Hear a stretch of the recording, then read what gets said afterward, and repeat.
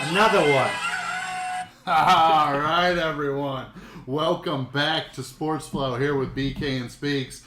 This week we will be recapping the Detroit Lions beatdown of the Dallas Cowboys on the road here in Dallas. Speaks, we end up beating the Cowboys 47-9. Dominated start to finish. It was just absolutely an impressive performance here from the Lions. Redemption does taste sweet, doesn't it, BK? Oh, there's no question about it. That was a straight beatdown. You could tell that Dan Campbell and the boys that came in fired up to make a statement after the way that last year's game finished. This was absolutely a blast to watch. A statement to say the very least, BK. The very first play we drop on offense, who reports? Oh, Skip, baby. Right out of the gates. Had to throw the shade a little bit. Every single minute we got a shot to call a play to get the offensive linemen eligible. They continued to do it. Ben Johnson had it all dialed up. I mean, we had a hook and ladder over Sewell at one point of the game. This thing was just all call Reddick now too far upfield. Come on, give me a break. Ben Johnson just was smirking. He's like, come on now. It was a masterclass of play calling. A ton of fun to watch.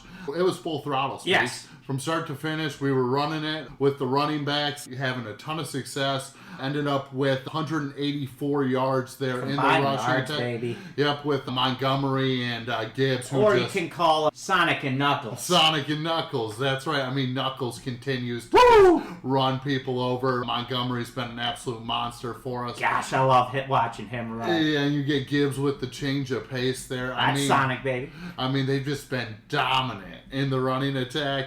184 yards there, and then the passing game was pretty good too, man. Man, Goff, he's playing like he did last year. I'm loving every second of it. Goff, 18 for 25, 350 yards, and then 3 tutties, baby. Just unbelievable, yeah, with the 315 yards and 3 touchdowns and no picks. No picks. This is the biggest thing. If he takes care of the football, this team is very tough to stop because we have the running attack. We're able to incorporate the play-action pass with it. That's it right there. The play-action pass has been just lethal these past 3 games. You got to load the box. You can't stop Montgomery. You can't stop Gibbs with just what you got there with the linebackers. It's going to continue to happen. You're going to continue to see these misdirections. It's a ton of fun to watch. It's a ton of fun to watch, and just a little fun statistic here. Goff has 1,000 more play-action passing yards than any quarterback in the NFL currently right now. That's saying something with how special he is in play-action. And how much we run play-action. Yeah. It is a massive part of the offense. Us being able to run the football is huge on that success. The O-line continues to be dominant. Just in the trenches, how we build our squad, and we have the best offensive line in football and one of the best offensive lines in the past decade. I mean, Brady was talking about it on the broadcast speaks. He's saying these running backs aren't getting touched until they hit safeties. Yeah. That is how good this offensive line is for the Lions. They keep opening up holes like this for these running backs to get through. And we're talking about a situation where that play-action pass almost becomes unstoppable. I mean, you got to love what you see with this offense. Unstoppable is the right thing to say, because when you have a guy like Jameson Williams blowing by the defense like they're standing still, 3 receptions, 76 yards, and 1 tutty. MCDC had some high praise for him. He said, Waymo, it's hard to beat a receiver who runs a 3.9 40 who will try to knock your head off when he's blocking. It's a glorious thing, and boy is it ever. And we've been saying this for a long time. He's him, baby. Oh, yeah. He's a perfect fit for what we're trying to do here. Yes. I mean, you'll see it with St. Brown, too. Very unselfish players. They do a ton in the running attack. These guys are great the reason. blockers. They do it all. They like to get down and dirty. Yeah, and if they're not getting these blocks, we're not breaking these big-time runs. These guys take pride in it. They do an outstanding job with it. I mean, you're talking, everybody sees J-Mo for the explosive plays on the outside and the big plays, but it's the little things with the blocking that people aren't really seeing with the guy. And let's give another guy props who, we weren't sure who our third wide receiver was. Tim Patrick. He has the first big reception of the game that could have been called defensive pass interference, and he still makes the great catch that Goff, that was like his 3rd or 4th option, and he found it. That was an amazing play to start things off. Patrick made big play after big play in this game. Every time he was called upon, it looked like Patrick answered the call and was a great weapon for us to have on the offense. I got to feel like he's taken over the wide receiver 3 no spot, doubt, like you were talking about. The other guy, though, there too, and it might be a situation where they're kind of interchanging them based off of what they're trying to do, speed and size-wise, is Khalif Raymond had a pretty big game. Quiet hell of a game for Khalif. Very quiet, yeah. 4 receptions for 73 yards. Nobody really is talking about Khalif Raymond, but he kind of slid in there too as the change of pace guy. I think we're mixing some things up there with Ben Johnson calling the plays, and he had a ton of success with it. Yeah, I love seeing Khalif back healthy. He got hurt in the playoff run last year, and that really hurt us on the special team side of the ball and, on the offense side of the ball. And now that we have him as a little gadget player in when we want to run certain plays and take Patrick out, it's the perfect in-between with these guys, and I'm loving how Ben Johnson is utilizing these cast of characters. Yeah, he's opening up a ton of space for these guys too with these trick plays. He is. I mean, we saw everything from a double reverse flea flicker to a hook and ladder to an offensive tackle like I mentioned earlier. I mean, this thing was all over the place. He's got the defense completely guessing. Yeah, he does. And he's getting the ball to these guys in space, making sure that they can make some plays. There's not a ton of pressure on them to make that play when they're called upon. He's really starting to ingrain these guys into the offense in the right way here. Yeah, he sure is, and it's a pleasure to see with how we started off slow, but now we're firing on all cylinders just like we thought we would to start the year. It just took a little bit of time, and Goff's found that magic again, and so is Ben Johnson. Yeah, I love what I'm seeing from the offense right now. I think they're the best offense in football. I also loved what I saw out of our defense to start this game versus Dallas. Go. They came in with a dominant defensive performance, holding the Dallas offense to 250 yards of total offense on the day. Also forced 3 interceptions, recovered 2 fumbles, forcing 5 total turnovers there. And CD didn't go for 100 again. And Dak Prescott in the Dallas offense looked like they were lost all game. Looked like a lost puppy out there. And the Lions just completely dominated. It was absolutely great to see there, Speaks. It was great to see, Brian Branch and Kirby Joseph. They are doing their things. Probably the best 1-2 safety combo since Cam Chancellor and Earl Thomas out of the Legion of Boom there. And it's early, but it looks promising. It does look promising. Brian Branch, 5 tackles, 2 interceptions, 1 forced fumble. And then let's get over the Kirby Johnson stat line with a tweet. Joseph, man, Joseph, my goodness. Kirby Joseph, my boy, Tweet Tammy, 3 straight games with a pick, 4 picks already this season. And this is his first 3 seasons, and he has 4 more picks in these first 3 seasons. You know the last guy to do that? Hall of Famer Ed Reed, 2002-2004. And that list is 2 of 2, BK. Yeah, I mean, Kirby is as big of a playmaker as we've seen on the outside in the secondary. I mean, he seems to be in the right spot, right time for interceptions every single game. Kirby Joseph continues to play great. Brian Branch continues to elevate his game as he continues to see more full-time role there at the safety position. And get more comfortable. Yep, and he is starting to hit his flow, man. And hitting his stride. I'm loving what I'm seeing out of the secondary here the last couple of weeks. They're really starting to get it together there. Yeah, Davis is playing really well. Meek Robinson's still doing his thing. And I thought Arnold had the best game of the year, the young rookie out of Bama. Yep, he looks solid too. I mean, everything was going right, Speaks. Yeah. Everything, I was on top of the world. Yeah. Until it wasn't, and our heart and soul and best defensive player, maybe best overall player of the Lions, went down with a gruesome tibia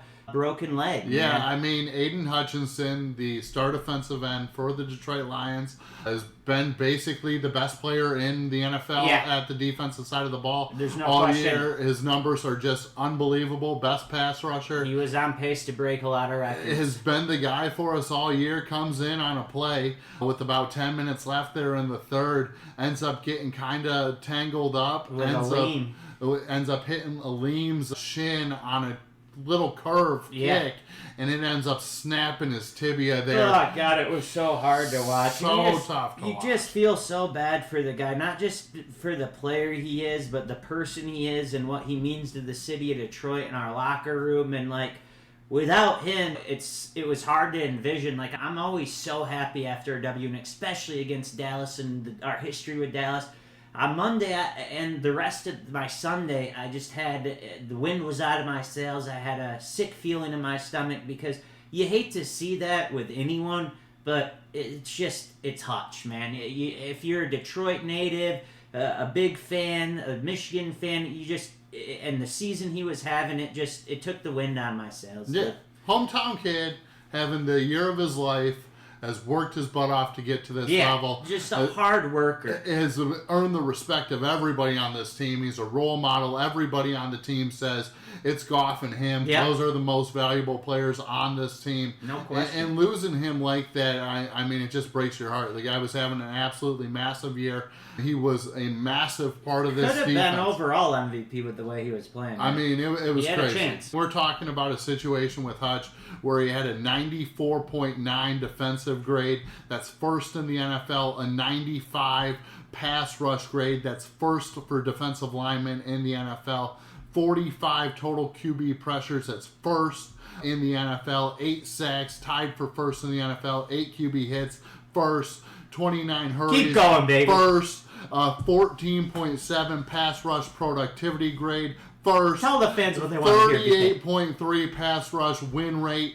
First. I mean, the guy was absolutely spectacular. There is no replacing you can't Hutch. Replace Hutch. This is an absolute massive blow for the Detroit Lions and this season. And I think it really, like, every single fan was loving what they saw on the field with the way we won in Dallas, but everything was kind of sucked out of us with the energy and the way that Hutch went down with that. Everybody's kind of feeling that's really hurting our Super Bowl chances here in our ways to win here going forward. Yeah, a lot of people have counted us out now and saying that we don't have a chance at the Super Bowl, and I mean, was our best chance at the Super Bowl with Hutch? Absolutely. Did I already think we needed to make a move for another defensive end with Hutch? I do.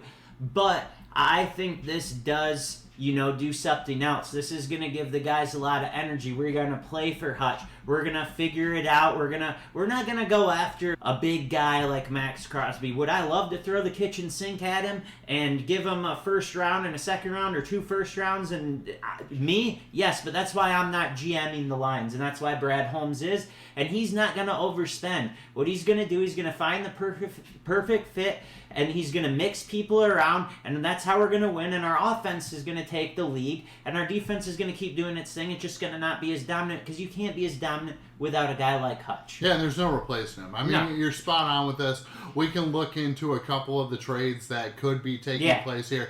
I know a lot of fans are talking, hey, do we go out and get a guy like Max Crosby? It sounds like the Raiders are selling over there with them getting rid of Devontae Adams today to the Jets. Amari Cooper also being shipped out of Cleveland, going to the Buffalo Bills. Are they selling over there? Does Myles Garrett become available? So let's dive into a couple of these here. Scenarios, just kind of talk them through, let you know where our head's at with it. The first one, like you mentioned a little bit earlier, Detroit trades with the Las Vegas Raiders. They try to pull edge Max Crosby out of there.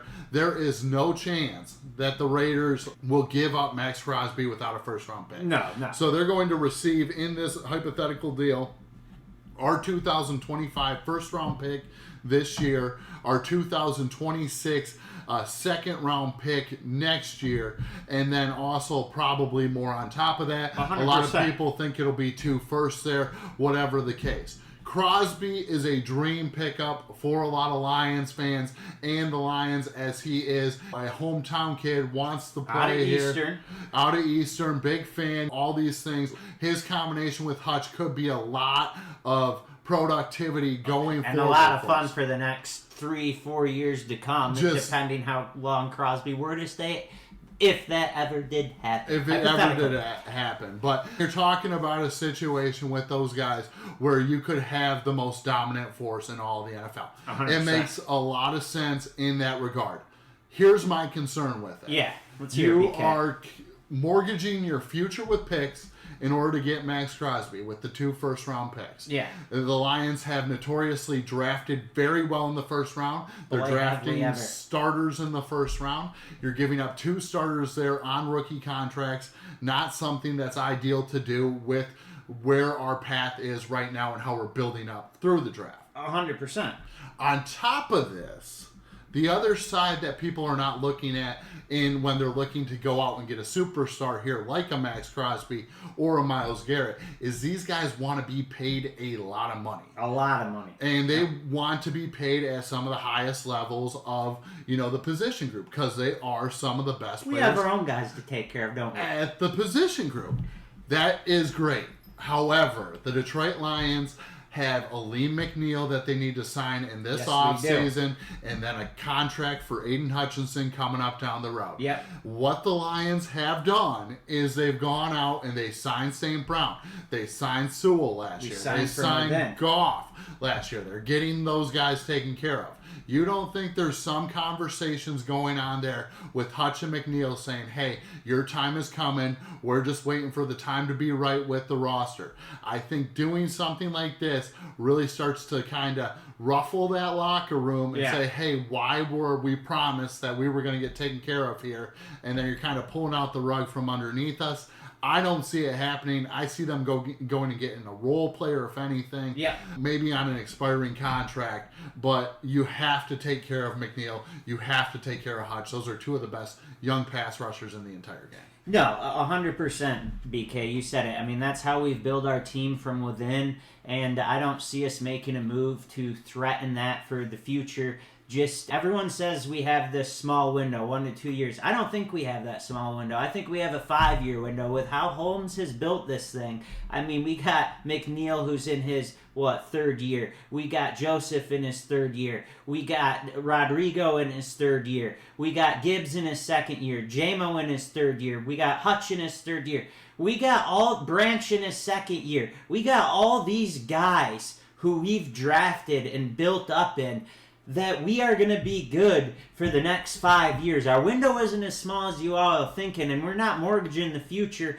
on Crosby just because he is who he is. Would I love to have him? Absolutely. But I'm not running the show, and that's why Holmes is getting paid the big bucks like he should. Yeah, and they've been just putting masterclass after masterclass together with these draft picks. And to do this would be kind of negligent to do with the way you've built this thing up. You're ignoring what got you here, and I don't think it makes a ton of sense for the Lions to do it despite the media pressure and the fan pressure to say, hey, go out and do something big. And one thing that I kind of talked to you about, and you came up with an interesting point, I was thinking about trading for Riddick. He just, he's already accumulated $5 million in fines over there in Philly since he got traded from Philly from the Jets. He's on the Jets roster technically. And then he also got rid of his 2 agents because of all of this. So he's sitting in a bad spot right now. So you think to yourself, hey, do you want to come over and boost your,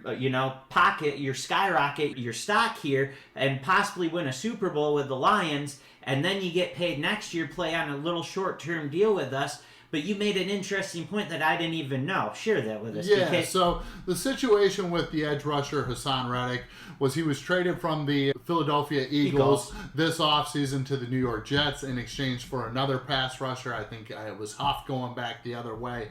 But the situation was they were giving up basically a 3rd round pick, the Jets were, in order to get Reddick to come over.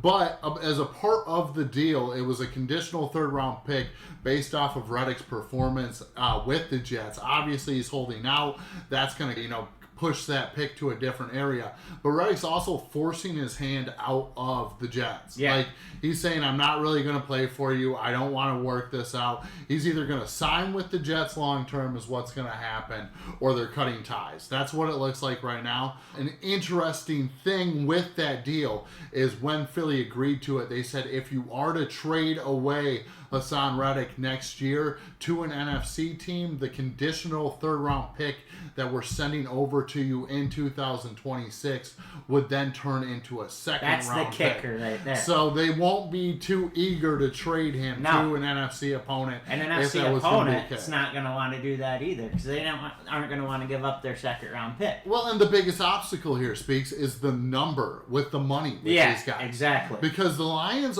are open to going and spending a pick for some talent. Yeah. But they want to get the talent at a reasonable price where they're going to see value right now and maybe next year. Yeah. Like, they're not going to try to extend a 5-year offer to another pass rusher other than Aiden Hutchinson or any of those guys. Yeah, 100% that's the case, and we kind of did that today when we signed Isaiah Thomas. You know, he's a good little role player, and he's not going to be anything big, but he's what we need to. He's depth. He's depth. Yeah, good depth piece, a guy that you can bring in that's going to help you there. Yeah. I think a couple more realistic options, because I think Myles Garrett's going to be a couple first-round picks in order to get him.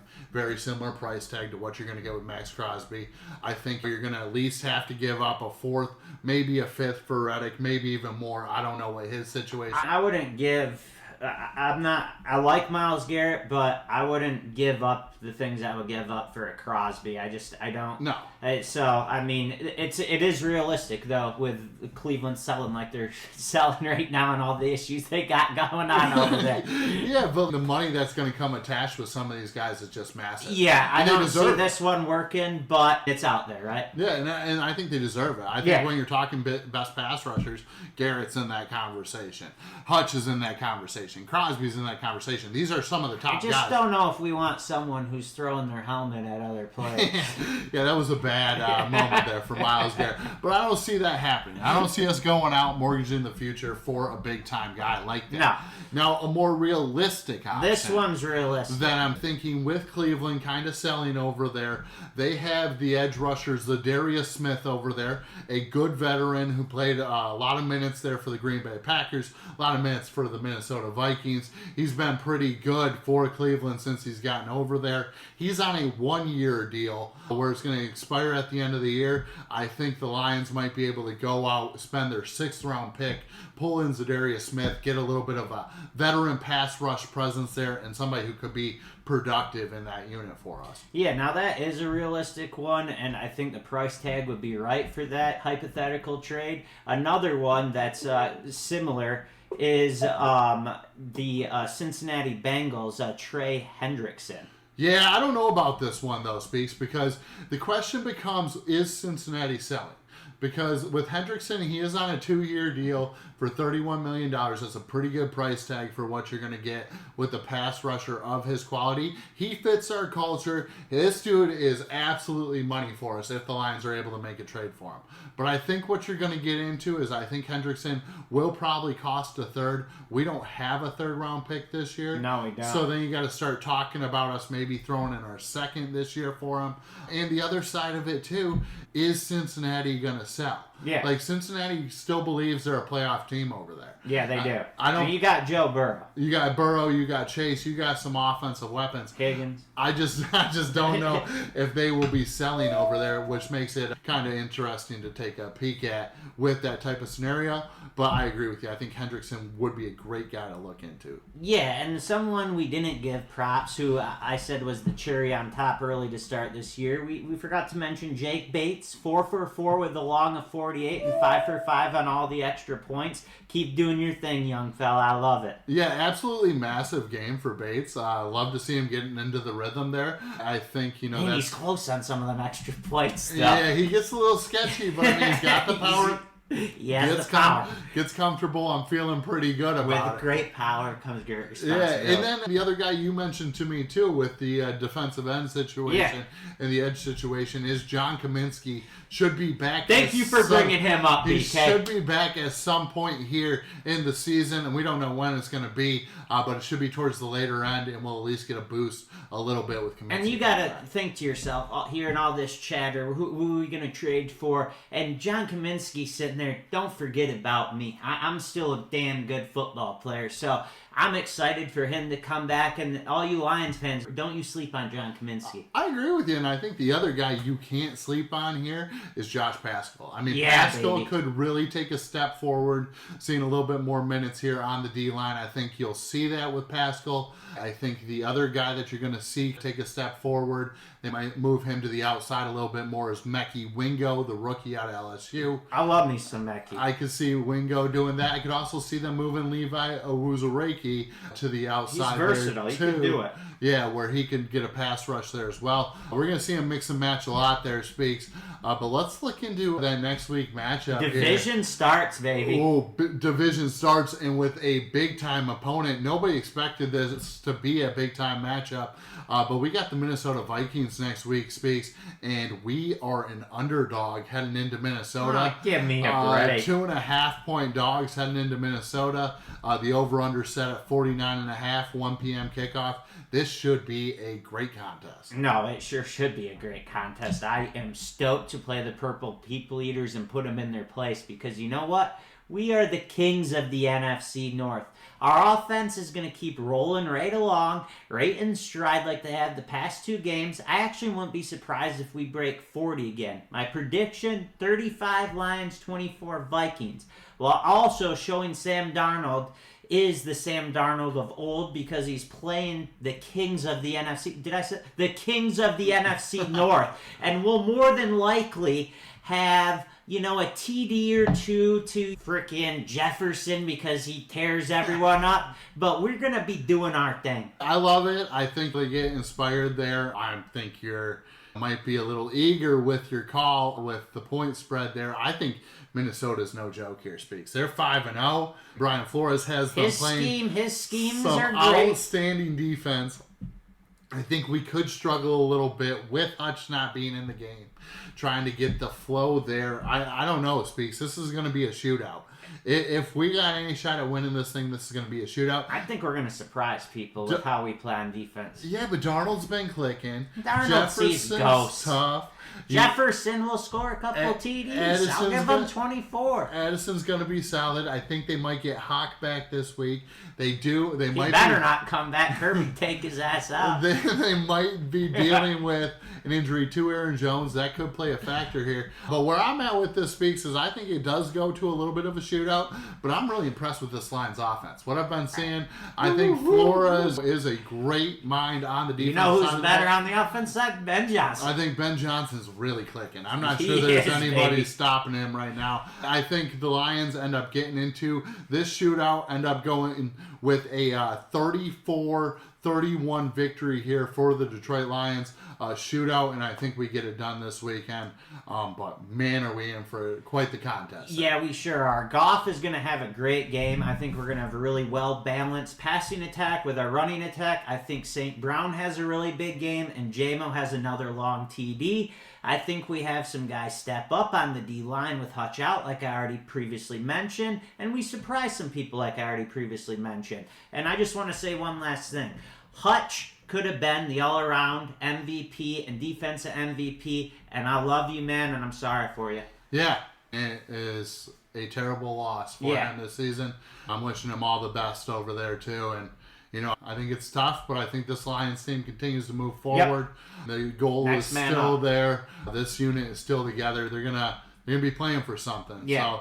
So it should be fun to watch. Going into Minnesota next week, 5-0. Hopefully we can get the win. But thanks for 4-1. Well, we're 4-1. They're 5-0. They're okay. 5-0. Well, they're going to get their first loss. Yeah, we're trying to hand them that first loss. So we'll see what happens. But we'll be back here next week to recap the Vikings game Our first with divisional you. win. Hopefully, our first divisional win. And we'll also look into that matchup next week versus the Tennessee Titans. Thanks for joining us. We'll see you next week. We'll talk about Mayo, boy.